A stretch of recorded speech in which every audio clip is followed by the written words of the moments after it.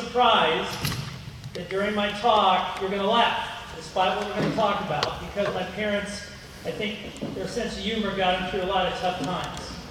And so, with that in mind, I want to make sure that we're all aware that yesterday was my dad's 100th birthday. It would have been my dad's 100th birthday. And this is very special because you'll hear during the talk why there's a connection between my father and the U.S. Army. So with that in mind, we'll start my talk here. And one thing about the title of the slide, my father liked to write letters, which you're going to find out about. And a lot of people thought he was a poet.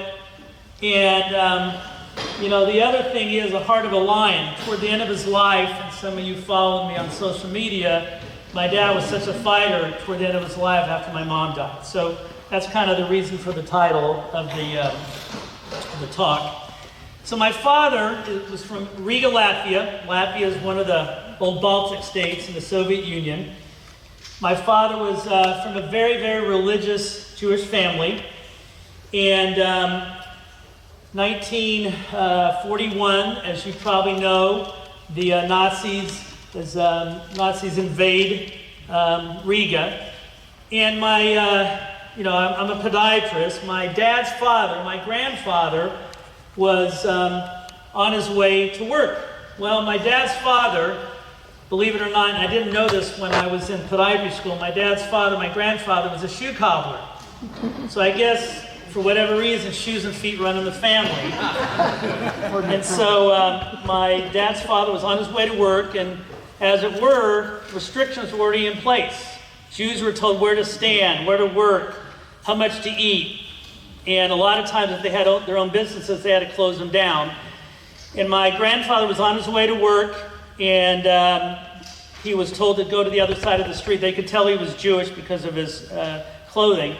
And he kept on walking, and they killed him right away, without any questions. And my dad's, one of his brothers, Zori on the far left, in the family tree, actually in 1939, was part of the Latvian Navy. He was a navigator, and we'll go back. And he was a navigator, and they found out he was Jewish. He was on a boat. Actually, the boat had been overtaken by the Germans, and his Latvian comrades said, "That guy's Jewish," and he killed him and threw him overboard. But until this time, my father, had a relatively normal life prior to 1941. This is one of the last pictures that was taken of his school. And as I mentioned, July 1st, life changed. And my father, as a young boy, loved to play soccer. And we'll come back to that, why that's important. But things were relatively normal. And then, of course, as I mentioned, his brother Zori was killed. And then his dad was killed on his way to work as a shoe cobbler. The family is taken... Sorry, echo. You can hear me okay still? Oh, yeah. Okay, thank you. So my father and the family were taken from their home, which I believe that's that story. And so they were taken from their home and taken to a ghetto. Now, it's not like a ghetto that we think about perhaps here in the United States. This is where they took Jewish people essentially to decide when to kill them, how to live. And living was not easy. My grandmother, again, very religious, when the family was taken from their home, she put her tablecloth from the house in her skirt. Now, why would she do that? My dad was 15 at the time. The two other brothers, Leo and Shlomo, were older. They were in their 20s. But my grandmother wanted to make sure my dad still had a Shabbat dinner. Now, that's ironic because in the ghetto, there's no table, there's no utensils, there's minimal food. But she would still place the tablecloth on the ground, so especially my father would have some semblance of being human. My dad would tell me this story when I was younger. And so in the ghetto, minimal shelter, minimal food. And then what they're going to do in most ghettos, they're going to liquidate the ghetto. Now, what does that mean? That means that they're going to decide who's going to live and who's going to die. And so typically what they would do is they would put men and younger men that could work on one side of the ghetto, and women, elderly, and young children on the other side of the ghetto. My father was 15, but he looked very young, and he went to the side of the ghetto with his mother because he was kind of a mama's boy. And so he has an argument with my grandmother, Mirka, and she knew what was going to happen. What was going to happen was the women, elderly, young children were going to be killed. And if my dad told you the story today, he would always cry. If anybody heard him lecture at the museum, Candles, he would always cry. And I think he had survivor's remorse. And so he said, Mom, I don't want to live if they're going to kill you. My life will not be worth living. And my grandmother said, no, you need to go with your brothers. You'll be okay. You go with your brothers. So on November the 30th, I think we have, and this is the house. I'm going to backtrack a little bit. This is the house. And as, of course, you know, my dad's birthday was yesterday. So the day before his birthday, they were forced into the ghetto. And so on November the 30th, 1941, there was a massacre. There was a forest called the Rumble Forest, not too far from the ghetto. And the women, young children, and elderly were murdered. There's a movie that'll be coming out. We'll probably screen it in Candles. Maybe you want to screen it. It's called Rumble as Echoes. It's about the Latvian jury. And so my grandmother was one of those people killed November the 30th, 1941. A couple days after this, my dad somehow was able to venture outside the ghetto and went to the site of the massacre. And he found a baby doll. When I was there last summer, I put a baby doll at the side of the memorial. There's a memorial there where as you can see, where my grandmother died, and thousands of others died. And then on December the 8th, there was more of a massacre. So now my father is with two of his brothers, Leo and Shlomo. Again, they were older. And they were in the ghetto for a while, and then they get transferred to a couple different places. They're sent to this site as a work camp. And a lot of times, I know these stories from my Uncle Leo and Uncle Shlomo. My dad was much younger than the other guys in these work camps. And at times, my uncles would make sure that my dad did a share of the work, because if not, he would be killed. And I remember these stories growing up. And so they were then transferred to Kaiserwald, another camp. These names aren't really that important. And then they get transferred to a camp called Stutthof. Now, one backtrack here. Kaiserwald, which we found out, I have a friend here, she does a lot of the research for me, Beth Nairn deserves a lot of credit. The barracks they were in Kaiserwald was called Barracks of the Dead, or Living Dead. And my mom, ironically, we're not going to talk too much about my mom, but I'm happy to answer questions at the end. She also at Auschwitz termed it a barracks, the Barracks of the Living Dead, which I found very ironic. So my Uncle Shlomo, en route to the new camp, Stutthof, escaped. He killed a Nazi and eventually ended up in the future Jewish homeland of Israel. So now for the last 2 years, between 43 and 45, it's just my father and his oldest brother, Leo. And they're at Stutthof, which is a very, very deadly camp. The number of people that survived was minimal. And so finally they get taken down to Buchenwald. And so this is, of course, and you can see 50% of the people that were at Stutthof died. And so my father and Uncle Leo were extremely lucky to survive. And, you know, my dad would tell me these stories as I grew older, and you don't really appreciate this until you're an adult. But I can remember hearing these stories from my dad and Uncle Shlomo and Uncle Leo. So now they get transferred down to Buchenwald, taken down to Buchenwald. And my father and my uncle could sense that the Nazis were losing the war. My dad would tell me he didn't like the Nazis when they were winning the war. Sure as heck didn't like them when they were losing the war. He thought of it like a wounded animal. When the animal's wounded, they're probably more dangerous. And so they were then taken from the camp Buchenwald, near Magdeburg, on a death march. And what does this mean? They were told that they were being taken to a safer area. Well, as they're taking on the safer area, if you fell or if you tried to run, they killed you right away. And so my father is thinking, as he's walking with Leo, and this is now April of 1945, they're going to kill us anyway, so I'm going to make a run for it. So it's dusk, and there's a little break between two of the Nazis, and he thought, well, I'm going to make a run for it. When my dad told this story years later, I don't want to fall, he would always use sports analogies, and you're going to find out why. But he would also always use sports analogies. And when he started talking, the Indianapolis Colts had a running back named Edgerrin James. So when he talked to kids, he said he ran from the bullets like a running back was trying to dodge tacklers. So he ran, and he ran, and he ran. They shot after him. They missed. And then he hid in the ruins of a building. And now he could hear fierce fighting. The rumor was that the Americans were coming into the area to liberate. And so my father now just was hoping not to get killed by an errant bullet or an errant grenade. And so he's hiding. He's got lice all over him. His clothes are in shambles. And obviously he doesn't know where brother Leo is or brother Shlomo is. He has no idea.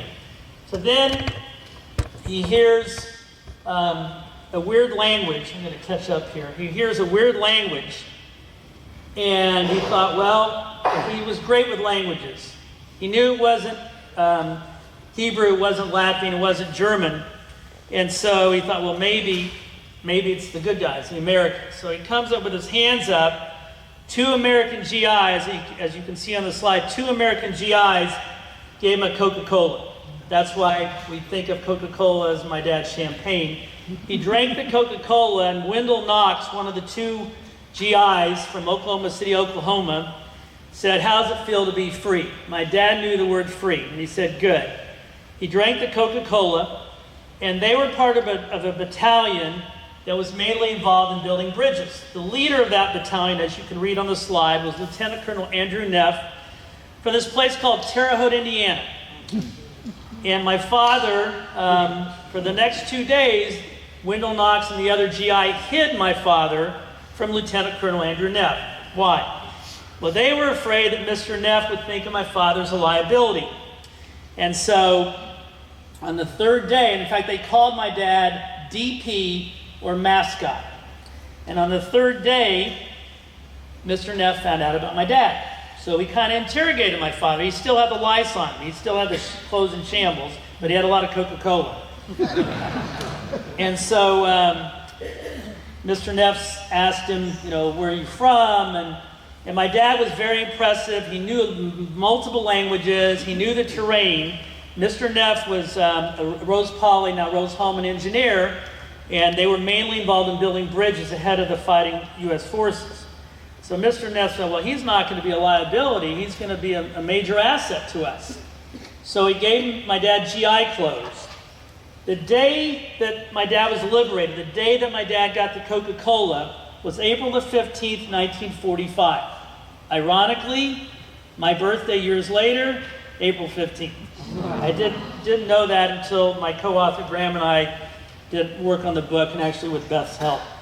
And so now my dad is wearing GI clothes, and he's 19 or 20 years old, the same age as all the GIs. So he's reading English, talking in English, speaking English, and they had, some of you, I'm sure, I know some of you are in the military, so my dad was reading the newspaper Stars and Stripes. So that's where he learned how to read English. And so this is now late April, early May, 45. And then Mr. Neff, that he's being told that they're going to be in a battle. My dad apparently had a gun, but didn't know how to use it. They gave him a gun. I have a picture, Beth gave me a picture recently of him with a gun. Well, they get to an area where Mr. Neff says, look, Mickey, I can't take a chance here. We can't take a chance. I've got to put you in a refugee camp. And so I've got to put you in a refugee camp. And so my dad looks at Mr. Neff. He had been with the battalion for a couple weeks, maybe up to a month. And my dad says, I want to go where you're from, wherever this Terre Haute, Indiana place is. And so that's my dad in the Jeep. Now, if you look on the bottom left, it's hard to see. That's from a a bar in Vienna. This is after the war. That's a Coca-Cola malt. Again, everything's Coca-Cola. When I was a little kid in Terre Haute, I never knew what Pepsi was. We had Coca-Cola breakfast, lunch, and dinner all the time. So my father is then put in a refugee camp. He wanted to be with the troop, but he realized he didn't know how to use a gun. And so he starts writing letters. And a lot of these letters, the middle letter, were sent, one of them was sent to Mrs. Neff in Terre Haute, Indiana on South 25th Street. And so Mrs. Neff, now the war's over, and Mr. Neff is in Great Britain, I believe, and she telegrams her husband, says, "You need to find that little boy. I have a letter here. He wants to come to Terre Haute." And now my dad's 19 or even 20. And so Mr. Neff tells the GIs, Wendell Knox, to go find my dad in the refugee camp. So now my father is with the GIs for well over a year. In fact, that picture is after the war when he was in a bar and restaurant. So he hung out with all the GIs post-war. And then Mr. Neff would get these letters from my dad. And my dad's 4 years of high school were 4 years at concentration camps and ghettos. And so Mr. Neff was now back in Terre Haute. He had his own family, but he realized my dad wanted and needed an education to advance in this world. My dad still did not know at this point where Leo and Shlomo were. And so Mr. Neff was taking all these letters that my dad's writing to the school corporation, Terre Haute, Vigo County School Corporation, and sure enough, they accepted. So May 11th, 1946, I think we have a picture.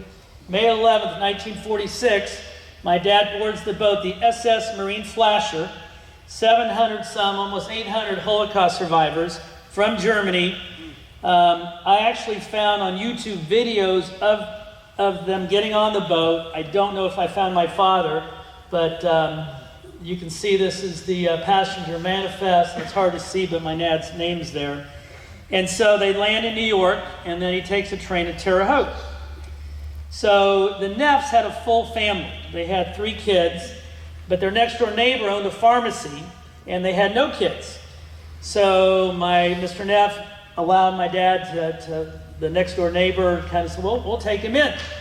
And he worked in this, my dad he was reading and speaking English pretty well. And so he went to high school. He went to State Lab School. Some of you, I know I've met some people from Terre Haute. And the initial thought was it would take him 3 years to get through high school. Well, my dad was very smart, very bright. He tested out of 2 years. He graduated in 1 year. Well, in Terre Haute in 1946-47, as well as Evansville, there's not a lot of soccer being played here in Vandenberg County or in Vigo County. In Terre Haute, everybody's talking about this game called basketball. And my father, on a really, really good day, was 5'2". Some of you know that. Yeah. And so my father finishes high school and enrolls in Indiana State Teachers College, which is now Indiana State University. And he sees his first set of subjects, and it's a gym class. And the rumor was that the gym class was being taught by the basketball coach. Some of you may know that basketball coach, Coach John Wooden. And so my dad was thrilled. He was going to learn how to play basketball because he wanted to fit in, he wanted to meet people, and he didn't understand basketball at all.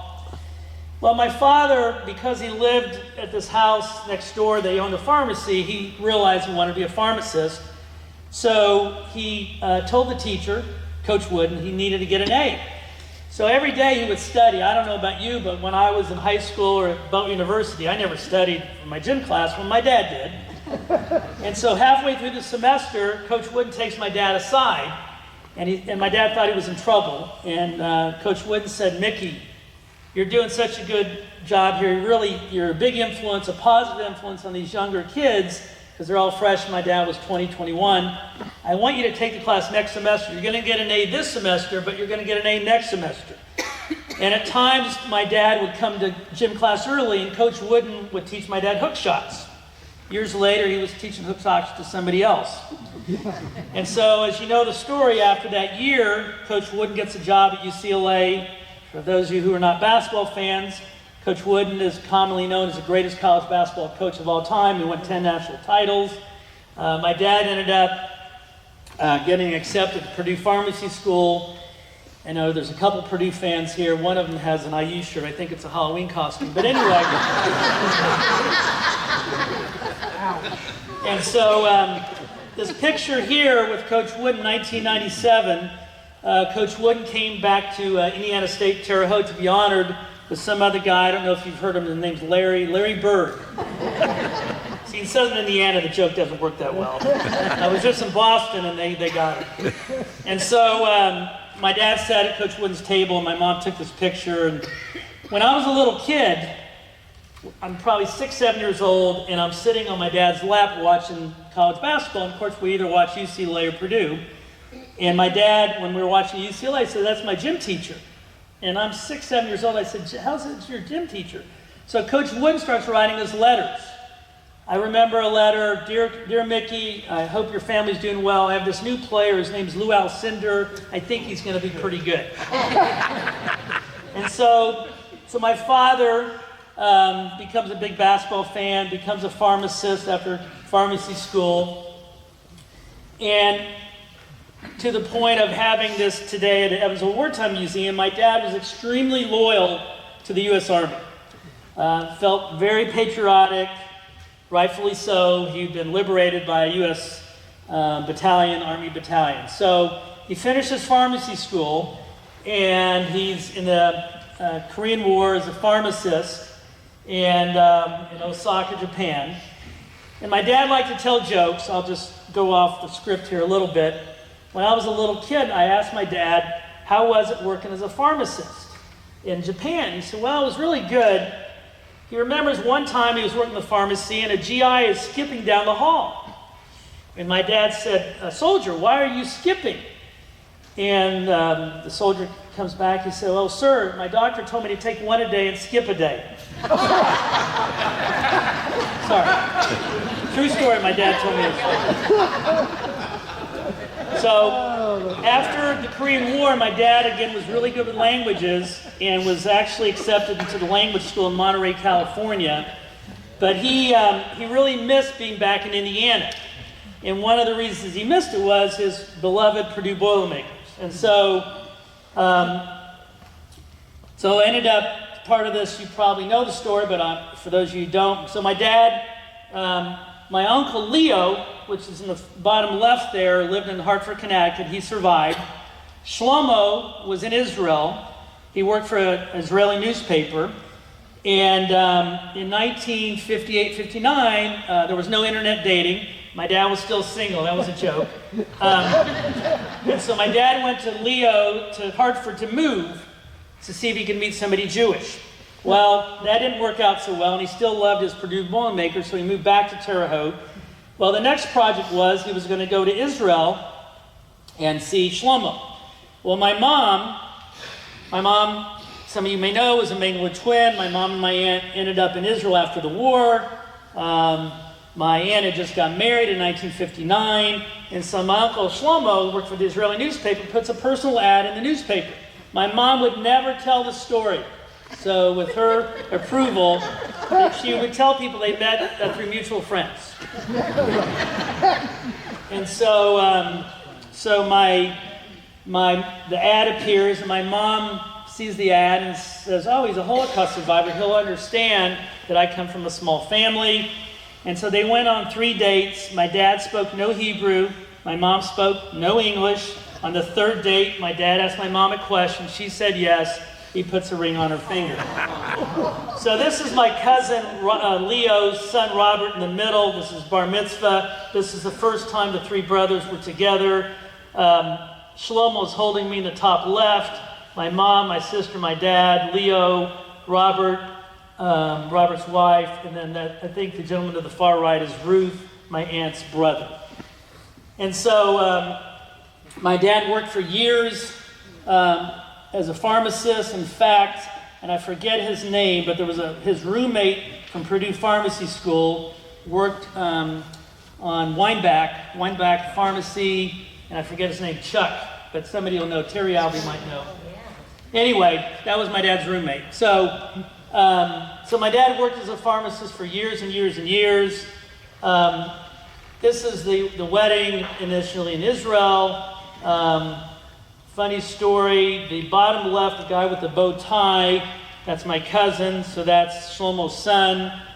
In Israel, he's like the Anderson Cooper or the Wolf Blitzer. He's on TV and radio, and very famous, but that's the original wedding. And so, my mom and dad are married in Israel and then in Terre Haute. I'm born, and then I have a younger sister. A little bit about my life in Terre Haute. First of all, we spoke Hebrew around the house. It's hard to believe, but in Terre Haute, my first language was not English. It was Hebrew. In fact, I have a childhood friend that owns a business in Terre Haute. We played in the sandbox. It's not Jewish. He still, I think, knows 4 Hebrew words. And so, growing up for me in Terre Haute I felt like a chameleon, because every couple of years we'd go to Israel. I could speak Hebrew. My mom's twin lived in Israel. My dad's brother lived in Israel. So we had a lot of family there, and typically family dinners, we would talk about the camps. I grew up thinking that being a child of Holocaust survivors was kind of normal. I didn't think it was all that odd. And one of the stories I tell, when my sister was 5 and I'm 7, our next door neighbor was a college professor. And at the time, I think she was getting her PhD, and they had a daughter my sister's age. And my sister, when my mom did the dishes, my sister and I would see my mom's number on her left arm. Wasn't a big deal. And by the way, just so you know, my dad did not have a number. Only at Auschwitz did you have numbers. So just so you know, my dad was not at Auschwitz. He was at several other camps, but he did not have a number. And so we would always see my mom's number. And so my sister's playing next door at the baker's house. And they had dinner, and Mrs. Baker is doing the dishes. And my sister's on the left side of Mrs. Baker, and she says very innocently, she's 5 years old, and she says, "Mrs. Baker, where's your number? I thought all mommies have numbers." This is 1968, 69. And Mrs. Baker, very smart, said, "Rena, you should go ask your mom that question."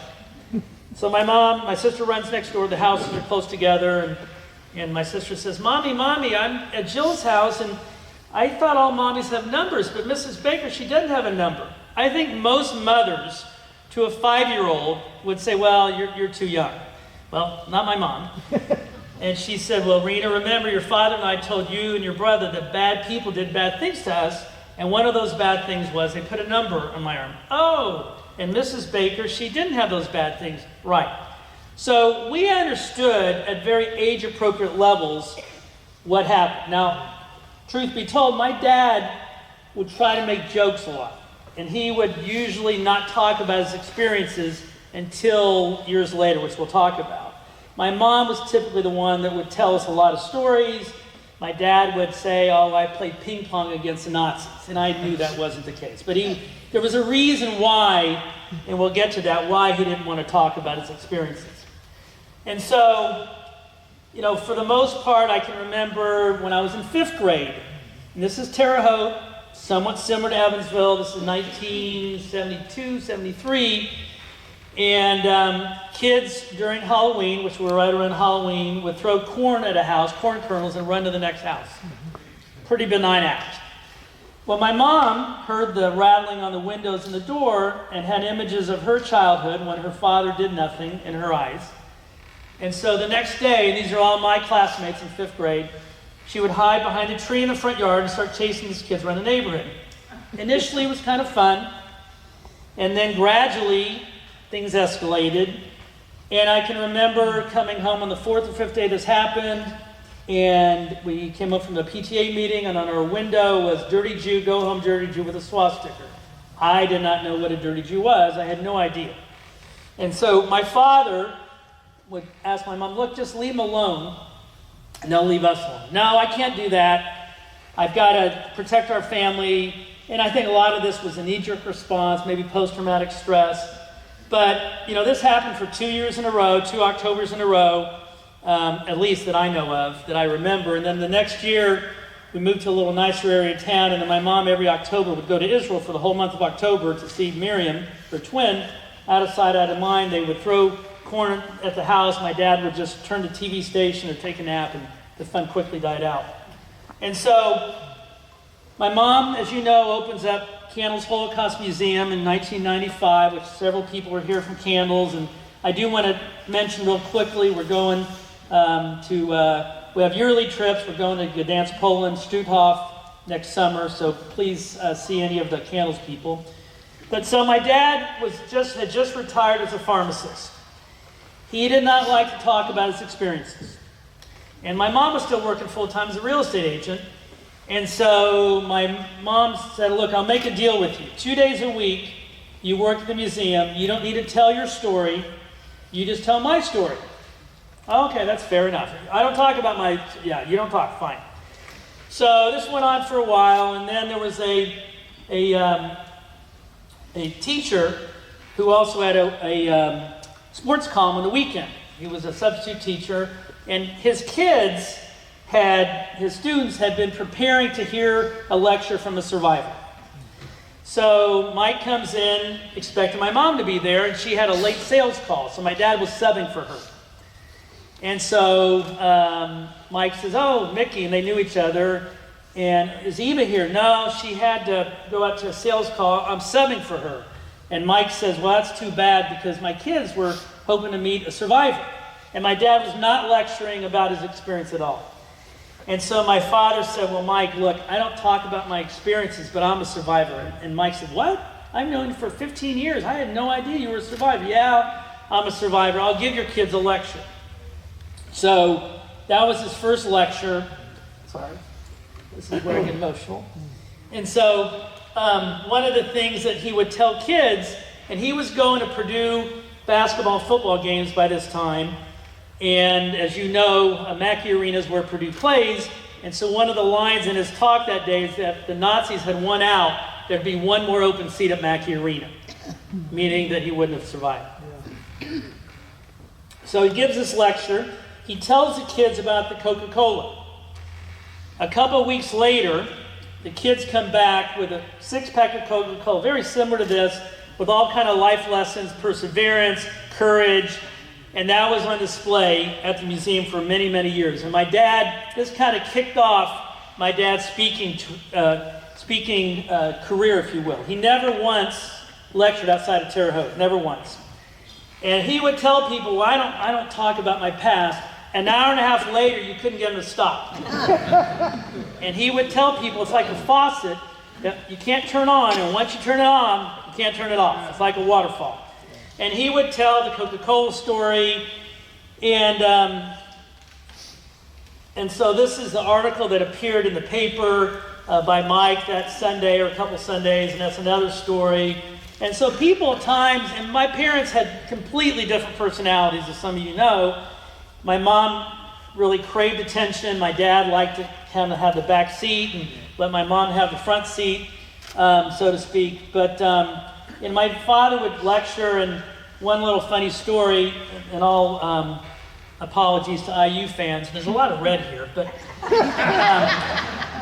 so in 2010 or 11, when my dad lectured, he would not wear a suit and tie. He would wear a Purdue bucket hat and a Purdue sweatshirt. So a lady comes in one day with a couple ladies from the West Lafayette area and says, oh, you're a Purdue grad. My dad said, oh, yeah, very proud, 1952 pharmacy grad. And the lady says, oh, my son, he works at Purdue. And my dad says, professor. She doesn't answer. So my dad gave the tour, and he would always end his tour by playing the piano, which we might be able to see here later. And he would play music from Schindler's List or God Bless America.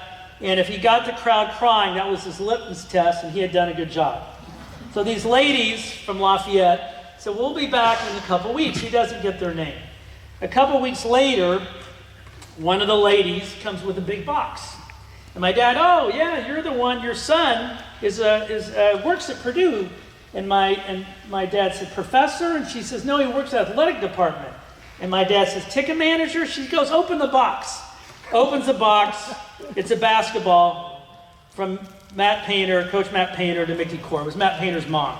Aww. And so for years, after that, Mrs. Painter's seats were in the same section as my dad at Mackey Arena. And for years, she would, before the game, give my dad a hug. So my dad loved to play the piano. I don't know if we can try to play this, but we can try maybe. Let's see here. We'll come back to this. But he loved to play the piano, and like it says, he would play Autumn Leaves or something from Schindler's List. And this is his kind of way of doing things a little bit different than my mom. Oops. Oh. You are a high-ranking official. There'll be a second. Andromedan Court. Oh, Jesus Christ. Yeah, no worries. On October 31st, the truth. We have 4 days to save planet Earth. Look.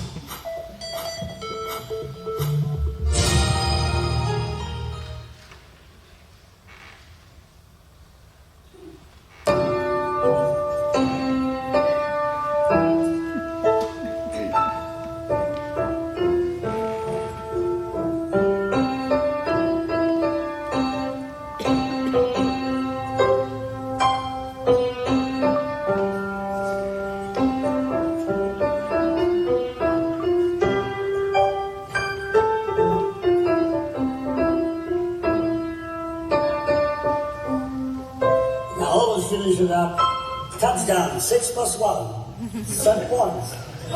Give me all the American way. That's the problem I have to the end. So he would always do touchdown, 6 points. Ashley was a high-level athlete. She wasn't. Thanks. So for years and years and years, he went to Purdue football and basketball games. The picture on the far right, if some of you Purdue fans may remember the Tyler Trent game, we were at that game, and that's when we beat Ohio State. Purdue beat Ohio State. The game to the top left is the last game he attended, and so we had a lot of fun. That's my co-author, Graham Honecker. And so, let's see here. And, my father, just to explain some of these pictures to give you an idea of his personality, the bottom left, my parents really embraced being Americans. And I'm sure some of you who maybe are not from here or have relatives that came from overseas. I know I've met a couple people. My parents really embraced being Americans. And so 1968, bottom left picture, that's Robert F. Kennedy. And my dad and my mom were involved in the Kennedy campaign. This was in April of 68, and May of 68, right before the primary.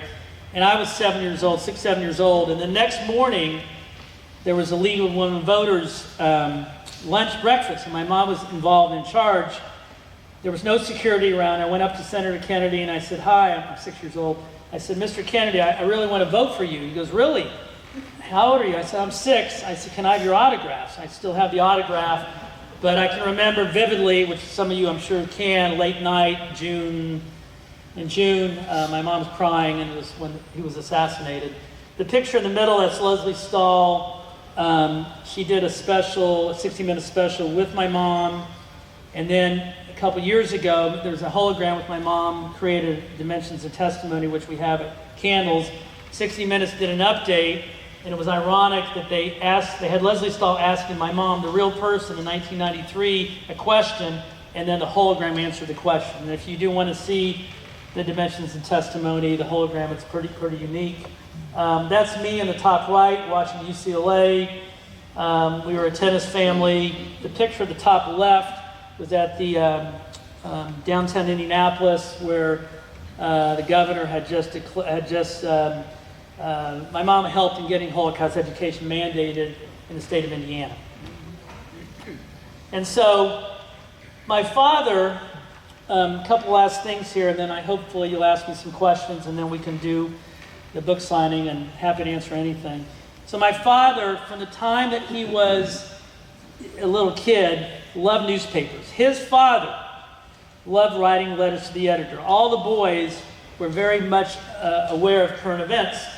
And so this was a typical letter that my dad would write to the Terre Haute Tribune-Star, the Indianapolis Star.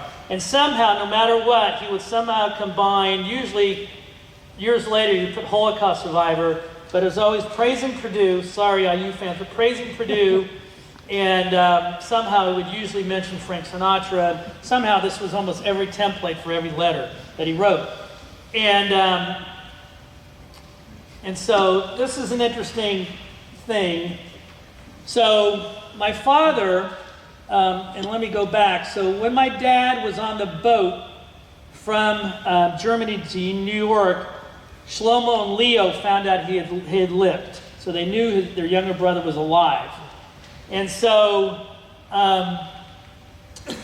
my father, let me switch dates. 2022.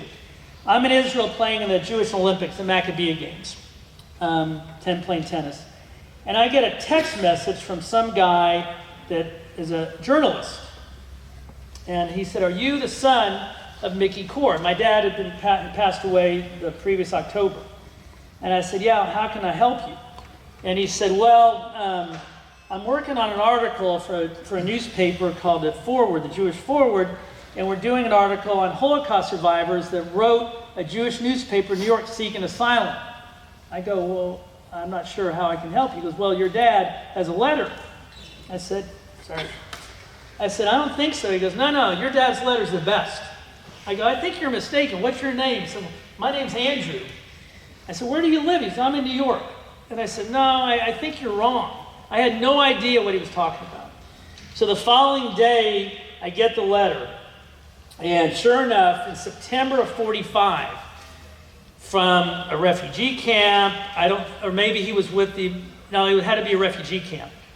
And so he writes a letter to this newspaper saying, "I'm a young boy." He thought all his family had died. He thought he was the only one who survived. And so that letter never needed to be used because Mr. Neff was on the back end in Terre Haute helping my dad find a home in Terre Haute. And so in the 2024, September 2023, Andrew wrote this incredible article. There's like 10 different stories. And then we just found out there's going to be an exhibit in New York City. It'll be a traveling exhibit about the 10 different stories. My dad's story is going to be included. We've got a Coca-Cola bottle from 1945. And I'm trying to get other memorabilia. But that story just typified my dad's will to be an American. In the letter, it says something that I don't want to be a burden on anybody. I want to be an American, which is pretty special. So anyway, this exhibit opens in New York in September of 2026. Candles will have a group going, so hopefully you can join us. And so let me tell you one other story, and then I'll open up for questions.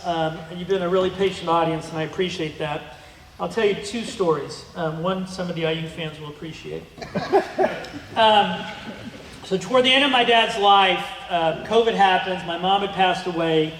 And my father is in a nursing home in Terre Haute, Harrison Crossing on the north side. And so I'm living in Carmel, and my sister was a big help. She basically kept my dad alive.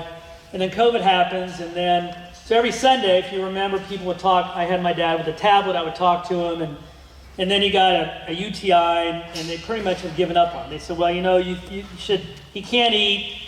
And you really need to give him a feeding tube." And if anybody here has had that experience, I was told against giving him a feeding tube. And so about 2 nights later, I had agreed to do the feeding tube. 2 nights later on a Tuesday night, he hadn't eaten for 2 days. I get a phone call from the nursing home, and they said, "Your dad fell." And I said, "Look," and I'm in Carmel. I said, "Look, I want him in the hospital. I'll meet him in the ER." I thought this was the end.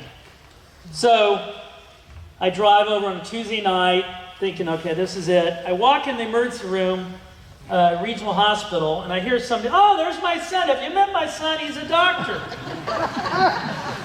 And I said, "What? Oh, he hadn't eaten in 2 days. He's just hungry. He's fine.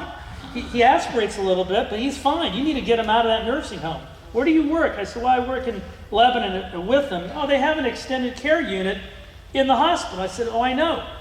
So this is during COVID, so I get we get him 2 negative COVID tests, get him transferred from Terre Haute to Lebanon. I think he thought he landed on the moon. And so his unit was literally just down the hall from me. And so I'm working, and they called from the extended care unit, and they said, you need to come here. There's a problem with your father. I said, oh, boy, did he fall? No, he didn't fall, but he won't eat.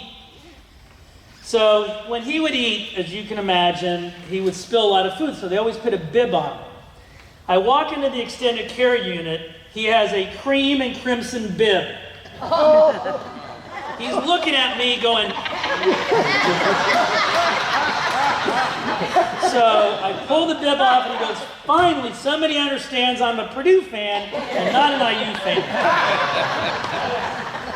And one last story here, and in no way when I tell this story, in no way do I want to minimize, my mom lost 119 family members, my dad lost over 80 family members. In no way do I want to minimize what I just told you. But this was at Candles Holocaust Museum. Again, my dad always wearing a Purdue hat. And my parents would lecture to kids as young as 10 years old. And a little 10-year-old boy raises his hand. He says, Mr. Core, I don't have a question, I have a comment. And my dad says, sure. He says, boy, Mr. Core, you have the worst luck in the world. You were a Jew in Germany during World War II, and you're a Purdue fan in the state of Indiana.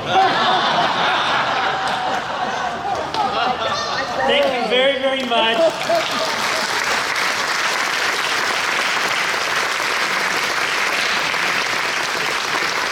I'm happy to answer any questions, and if not, I can tell a few more jokes or tell some other stories. I don't have a question, I have a comment. Yes, oh boy. Yeah, I don't know how that many of them actually survived. They were a skeleton with skin. And one of the key things was what didn't kill me made me stronger. Sure. And they survived. And the conditions they were in, you would think these people would only live to be 50 years old. They lived to be 80 and 90. I don't know how their body could recoup and they could live that long, but they did. Well, to your point, my mom passed away at age 85 after multiple health issues. My dad died 5 days shy of his 96th birthday. So it was 4 years ago. And so yeah, there's no doubt. I mean, a lot of survivors just had this incredible strength and ability to overcome so much adversity in their life. And I mean, if you think about it, at least with my parents, and one thing I want to mention, I know there's one other person here, I think it's so important for these stories to be told. Every story is incredibly important. My stories are not any better than anybody else. And I'm not going to get political, but I think these stories are so important because every story is unique, and every child of Holocaust survivor story is unique. I have a friend named Stacy Gallen. She has a not-for-profit on the East Coast, and her motto is, remember the past to protect the future. And I think these stories are not easy for me to talk about. As I tell many people, I'm not going to answer your question, as I tell many people 6, 7, 8 years ago, I had no idea I'd be doing this. Here and there, I'd go to hear my mom lecture. Here and there, I'd go to Candles and see my dad, speaking.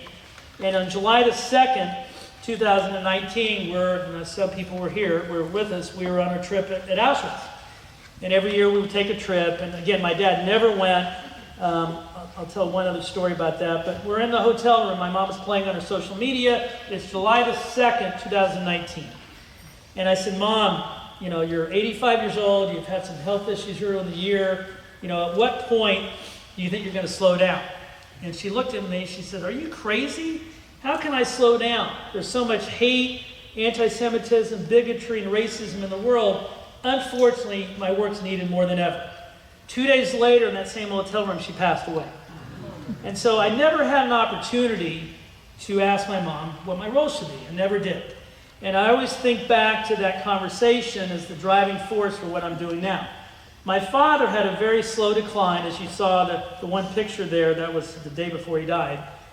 And so I would tell him, I think somebody should write your story because I think, and you can't compare pain. You can't compare stories. And as I said, every story is important. He said, oh, Alex, nobody will buy the book. It's really, let your mom's story. I said, no, I think your story is unique and it's really more of an Indiana story. And he said, you would do that for me? And I said, yes. So I kept my promise. But thanks for your question. Yes.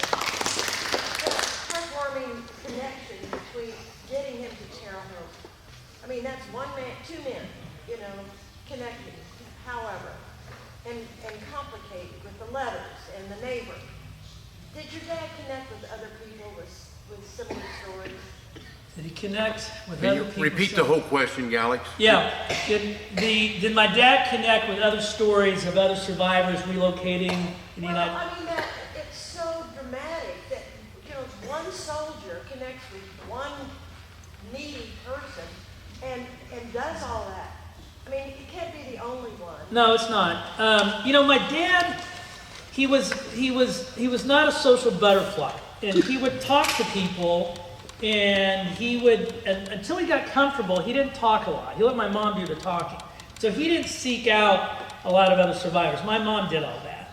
But once he got to know people, it was, you know, like the faucet. He couldn't. But I do know of other stories where there's a lot of stories about females in their late teens, 20s meet a GI, they get married. So there's a lot of stories about American soldiers either helping out a young person like my dad or a female or whatever. But yeah, there were a lot of stories like that. And to your point, it's so important that these stories get told. But as far as, you know, my father, and I forgot what I was going to say about. Anyway, but yeah, there were stories like that, and you know, I know what I was going to say. So my father worked at this pharmacy when he was in high school, and I never knew these stories that well, and so last year we had a celebration, either the 150th or the 175th anniversary of the synagogue in Terre Haute, and so I kind of helped, and Candles obviously was involved, and I normally don't do this, but I went around the room shaking hands with people, and I see this guy, kind of a distinguished gentleman, and older than me, and he said, "What's your name?" I said, "Oh, I'm Alex." And he goes, "What's your connection to this temple?" I go, "Well, I was bar mitzvahed here." He goes, "You're from Terre Haute?" And I said, "Yeah." He goes, "I'm from Terre Haute too." And I said, "Really, what's your name?" And he tells me his name, and he said, is your dad Mickey?" And I said, "Whoops, that's okay." And I said, "Yeah." And he said, "Oh, when your dad worked in Copeland Pharmacy, I was a teenager, and I went and got the best malts in town." And I've heard that actually at his funeral. This other gentleman came in. He was very old, and he said, "You don't know me?" I said, "No, I'm sorry, I don't." He goes, "Your dad made me the best floats at Copeland Pharmacy." Other questions? Yes, sir. Yeah, well, how would your dad answer this question? He was a person without, your mother was a person without, and all of a sudden they became a person with freedom in the United States. They were much more appreciative than many of us and many of the next generations. How are we as an elder generation going to convince younger generation how nice this country is? Everybody can hear that. How can we as a younger generation convince the merits and benefits of being Americans, knowing my parents' story and what they came up with nothing? There's a lot of ways I can answer that. So, you know, my mom and my dad became American citizens after they came here. And in the movie, Ted Green's movie, Eva A-7063, which you can get on Amazon, there's a scene where she just happens to say, "Oh, here's my U.S. citizenship." And Ted Green says, "Well, is that important to you?" And she says, "Well, what do you mean? Of course, this was what I dreamed of." And I think so many people nowadays take for granted freedom, take for granted liberty, take for granted they can go to the store. I was just 2 hours ago at a gym working out, and I was checking out, getting a protein shake, and she said, the girl, freshman in college, said, "Well, what are you here for?" I said, "Well, I live in Carmel, but I'm here to give a speech." She goes, "Oh, what's your speech about?" So I show her the thing. She goes, "Oh, I've never heard of the Holocaust." And so, this happens throughout the country, not just here in Evansville. She's a college student. She went to high school here. And I said, "Well, you need to read up on it." And I think to your point, you know, we need to make sure that this next generation knows these stories because, you know, it's so important that we appreciate what we have. And if we have to defend it, fine. But the point is that every story is important. I know there's another child of survivors here. And so my parents, and I'll just take it a little different. I wish my parents were here. They were not here on October 7th. And I'm not going to get political, but I don't think my parents would have been able to live through that experience. And they died before, obviously. My mom died 6 years ago. My dad died 4 years ago. But, I think that what's happened around the world, we know when it comes to anti-Semitism that unfortunately Holocaust education does not entirely stop hate, but I think it's got to start somewhere. And I think hopefully you hear the worst of the worst, the worst things humankind can do their fellow human, and hopefully eventually we start treating people with more respect. My mom would say, she doesn't want to be tolerated by people, she wanted to be respected. And she would, tell people that she too is prejudiced. And then kids would say, well, wait a second. How can you be prejudiced? You were the subject, you were a guinea pig in Mengel's lab. How can you be prejudiced? So one of my mom's life lessons, which there's cards in the back, she would say, judge people on their character and the content of their actions. Well, one time she was lecturing, I think at Terrell North, and she always thought that kids, particularly kids, that have guys with long hair, tattoos, earrings, torn jeans, they all did drugs. When I was in high school, I did not go to one rock concert. Why? Because my mom and dad said, well, they all do drugs, you're not going to any concerts. Never went to one concert at Holland Center. And so my mom's walking to a speech, and these three boys in front of her, high school kids, have long hair, tattoos, torn jeans, and earrings, and their pants are cleaning the floors, my mom would say. And she said one of them dropped a pencil and had the audacity to bend over to pick it up. I saw things I'd never seen before. Verbatim. And my mom tells the teachers, oh, those must be your three drug addicts, right? Oh, well, no, Eva, one's going to Harvard, one's going to Yale, one's going to Vanderbilt. Really? I need to start judging people not on their appearance. So, funny story, my mom was a Grand Marshal in E500, and we were on the red carpet. And Jake Gyllenhaal, the actor, all the cameras are on him. I didn't know who he was, but I know a lot of people do. So out comes this guy, about 6'2", with sunglasses on, torn jeans, long hair, the whole bit. Tattoos. And he looks at my mom, hey, baby, let's take a picture. So all the cameras are now my mom and this guy, and I take a step back, and then he looks at me and goes, hey, man, take good care of her. I thought, how do I know him? I don't know him. So we get up to watch the race, and about an hour later on the IndyStar website, it says, only at the Indy 500 would you have Holocaust survivor and Grand Marshal Eva Kor and Motley Crue's Nikki Sixx. So I told my mom, these are the guys that you wouldn't let me go to. Oh, he's a nice guy. So my mom liked to be on Twitter. We've kept her Twitter account open. Later in the day, she tweets him, dear Mr. Sixx, how can I become a rock star like you? He tweets her back, Eva, my dear, you've been a rock star your whole life. So I couldn't keep track of where my mom was going, and so, a couple of months later, she calls me from California. I said, what are you doing in California? Well, Nicky he needs to forgive himself for the drugs, and I'm here with his family, and I'm going to be on his show, BuzzFeed. I go, Mom, you're wasting your time.